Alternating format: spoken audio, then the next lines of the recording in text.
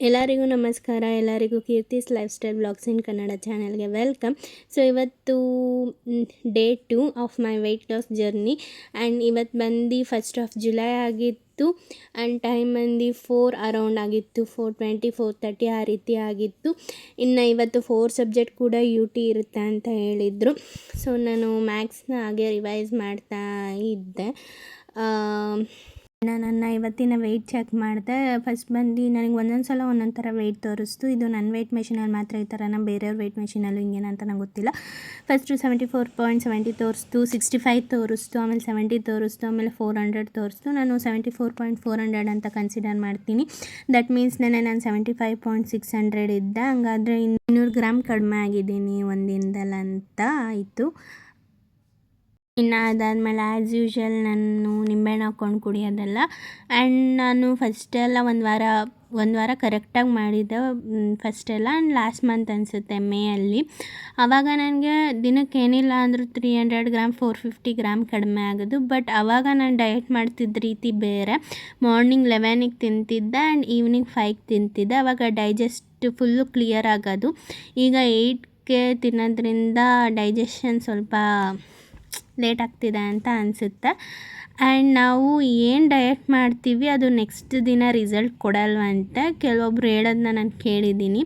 ಅದು ಇನ್ನೊಂದು ದಿನಕ್ಕೆ ರಿಸಲ್ಟ್ ಕೊಡುತ್ತಂತೆ. ಐ ಡೋಂಟ್ ನೋ ಇದು ಕರೆಕ್ಟಾ ಇಲ್ವಾ ಅಂತ. ಏನಕ್ಕೆ ರೀಸನ್ ಅಂದರೆ ಅದು ಡೈಜೆಸ್ಟ್ ಆಗೋಕ್ಕೆ ಟೈಮ್ ತೊಗೊಳುತ್ತಂತೆ. ನನಗೂ ಇದ್ರ ಬಗ್ಗೆ ಅಷ್ಟು ಕ್ಲಿಯರಾಗಿ ಗೊತ್ತಿಲ್ಲ. ಆ್ಯಂಡ್ ಇನ್ನೊಂದೇನೆಂದರೆ, ಇನ್ನೊಂದು ದಪ್ಪು ವೆಯ್ಟ್ ಮೆಷಿನ್ ಬರುತ್ತಲ್ಲ, ಬೇಕಾದ್ರೆ ನೀವು ಹಾಸ್ಪಿಟ್ಲಿಗೆ ಹೋದಾಗೆಲ್ಲ ನೀವು ನೋಡಿರ್ಬೋದು. ಆ ಥರ ವೆಯ್ಟ್ ಮೆಷಿನಲ್ಲಿ ನಮ್ಮ ವೆಯ್ಟ್ ಬೇರೆಯೇ ತೋರಿಸುತ್ತೆ. ಇದು ನನ್ನ ಓನ್ ಎಕ್ಸ್ಪೀರಿಯನ್ಸ್, ಗೊತ್ತಿಲ್ಲ. ಈಗ ನನ್ನ ಹತ್ರ ಇದೆಯಲ್ಲ ಆ ಥರ ಸ್ಕೇಲರ್ದು, ಆ ಥರದ್ದು ಮತ್ತು ದಪ್ಪ ಬರುತ್ತಲ್ಲ ಆ ಥರ ವೆಯ್ಟ್ ಮಿಷಿನಲ್ಲಿ ನೀವು ವೆಯ್ಟ್ ಚೆಕ್ ಮಾಡಿದ್ರೆ ಬರೋಬ್ಬರಿ 5 kg ಡಿಫ್ರೆನ್ಸ್ ತೋರಿಸುತ್ತೆ. ಬಿಕಾಸ್ ನಮ್ಮ ಅಕ್ಕ ಮೊನ್ನೆ ಹಾಸ್ಪಿಟ್ಲಿಗೆ ಹೋಗಿದ್ರು ಅಂತ ಹೇಳಿದ್ನಲ್ಲ, ಅವ್ರೂ ಕೂಡ ಇದರಲ್ಲೇ ವೆಯ್ಟ್ ಚೆಕ್ ಮಾಡ್ತಿದ್ದು. ಅವ್ರದ್ದು 72 ಸಮಥಿಂಗ್ ತೋರಿಸ್ತಿತ್ತು.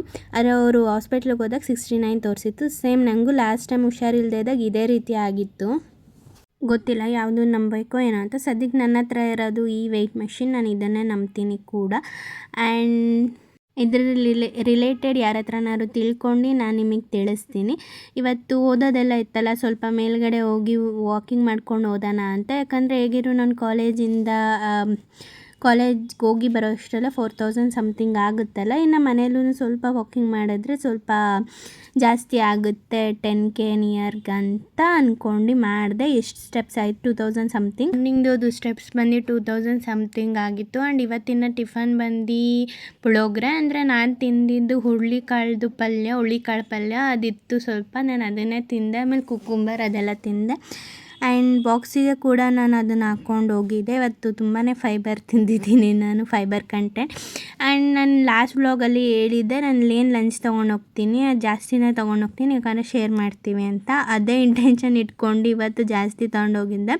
ನಮ್ಮ ಅಕ್ಕ ಹಾಕಿದ್ದು ಬಾಕ್ಸ್ ಬಂದು ತುಂಬ ಹಾಕಿದ್ಲು. ಒಬ್ಬರು ಕೂಡ ಇಸ್ಕೊಳ್ಳಲಿಲ್ಲ ಗೊತ್ತಾ. ನನಗೂ ತಿನ್ನೋಕ್ಕಾಗಲಿಲ್ಲ. ರೀಸನ್ ಏನಂದರೆ ಫೈಬರ್ದು ಬೆಳಗ್ಗೆನೂ ತಿಂದಿದ್ದೆ, ಆಮೇಲೆ ಬಾಕ್ಸಿಗೆ ಕೂಡ ಹಾಕ್ಕೊಂಡೋಗಿದ್ನಲ್ಲ, ಜಾಸ್ತಿ ಆಗಿಬಿಡ್ತು.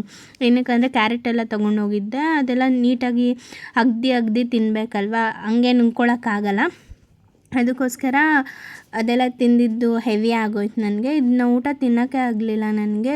ಫುಲ್ ಒಂದು ಹಾಫ್ ಬಾಕ್ಸ್ ಹಾಗೆ ಇಟ್ಟಿದ್ದೆ. ನಾನು ನಿಜ ಊಟ ವೇಸ್ಟ್ ಮಾಡೋಕ್ಕೆ ಇಷ್ಟಪಡಲ್ಲ. ಏನಕ್ಕಂದ್ರೆ ಅದರಲ್ಲಿ ಒಂದೊಂದು ಹಗ್ಲು ಕೂಡ ಬೆಳೆಯೋಕ್ಕೆ ಎಷ್ಟು ಕಷ್ಟಪಟ್ಟಿರ್ತಾರೆ. ನನ್ನ ಸ್ಕೂಲ್ ಡೇಸಿಂದನೂ ಅಷ್ಟೇ, ಯಾವತ್ತೂ ಬಾಕ್ಸ್ನ ನಾನು ಮಿಕ್ಕಿಸ್ಕೊಂಡು ಬರೋಲ್ಲ. ನನ್ನ ಸ್ಕೂಲ್ ಡೇಸಲ್ಲೆಲ್ಲ ನಾನೇ ನನಗೆ ಎಷ್ಟು ಬೇಕು ಅಷ್ಟು, ನನಗೆ ಎಷ್ಟು ಬೇಕಂತ ನನಗೆ ಅಷ್ಟು ಗೊತ್ತಾಗುತ್ತಲ್ಲ, ಅದ್ರ ಪ್ರಕಾರ ನಾನು ಊಟ ತೊಗೊಂಡು ಹೋಗ್ತಾಯಿದ್ದೆ. ಈಗ ನನಗೆ ಅಳತೆ ಸಿಗ್ತಾಯಿಲ್ಲ. ಒಂದೊಂದು ದಿನ ಈಸ್ಕೊತಾರೆ, ಒಂದೊಂದು ದಿನ ಈಸ್ಕೊಳ್ಳಲ್ಲ. ಸೊ ಈಗ ಜಾಸ್ತಿ ತೊಗೊಂಡೋದ್ರೆ ಈಸ್ಕೋಬೋದು. ಸಮ್ಟೈಮ್ಸ್ ಅವ್ರು ಈಸ್ಕೋತಾರೆ. ನನಗೆ ಏನು ಅನಿಸ್ತಂದರೆ ರೈಸ್ ಐಟಮ್ನೆಲ್ಲ ಅವ್ರು ಈಸ್ಕೊಳ್ಳಲ್ಲ. ಅಂದರೆ ದೋಸೆ ಚಪಾತಿ ಆ ಥರ ಇದ್ದಾಗ ಜಾಸ್ತಿ ತೊಗೊಂಡೋಗೋಣ ಅಂತ ಅನ್ನಿಸ್ತು. ನೋಡೋಣ.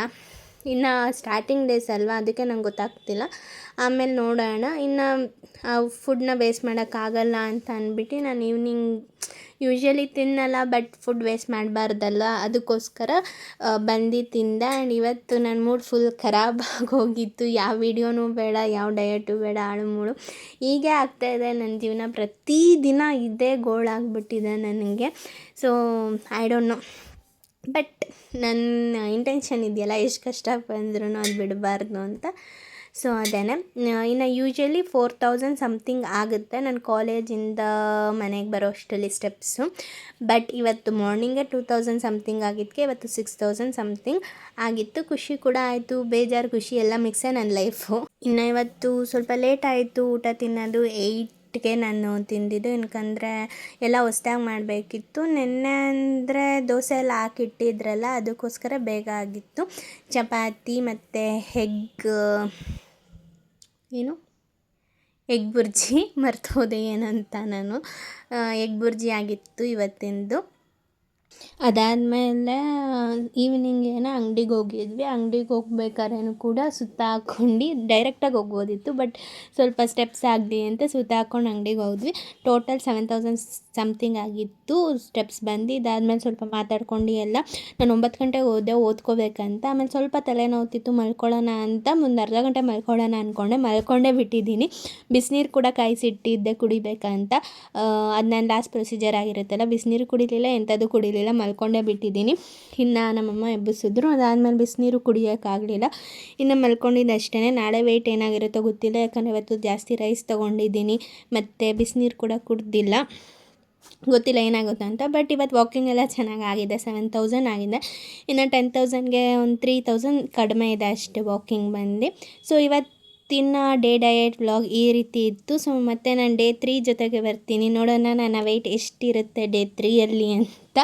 So thank you for watching guys.